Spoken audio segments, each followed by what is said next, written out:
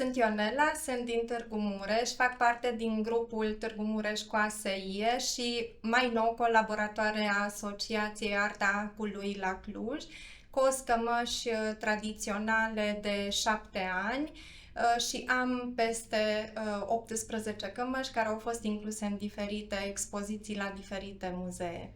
Cămașa de avrig nu este atât de complicată pe cât pare. Am lucrat 6 săptămâni la ea, în 6 săptămâni a fost gata, din care 2 de fapt au fost doar partea de încheiere. Deci broderia fiind puțină, este foarte spornică și merge repede.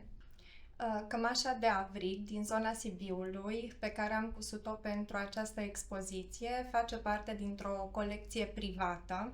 Nu am văzut niciodată cămașa originală, nu am pus mâna pe ea.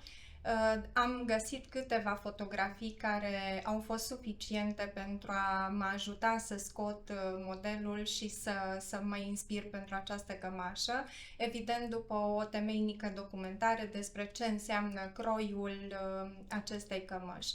Am folosit pânză de in de 18 pe 18 fire. Cusătura a fost ca la cămașa originală, cu fire de mătase, maro și roșu și alb, doar accente de culoare. Evident, am folosit bumbac mercerizat pentru încheierea cămășii. Este o cămașă cu mânecă amplă, cu clin de lărgime, cu acest tip de mânecă răsfrântă sau cu pumnaș. Și corpul este destul de amplu.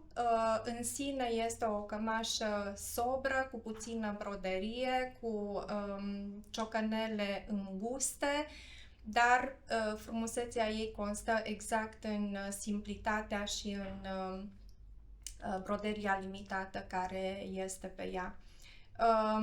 Pentru mine a fost o provocare, fiind prima cămașă de Transilvania pe care am cusut-o, după ani de zile în care am cusut alte tipuri de cămăși, în mod special cămăși cu altiță, și mi-a trebuit mult timp să am curajul să cos o cămașă de Transilvania, iar proiectul Asociației Arta Arcului la Cluj a fost de fapt impulsul pe care l-am avut să fac această cămașă.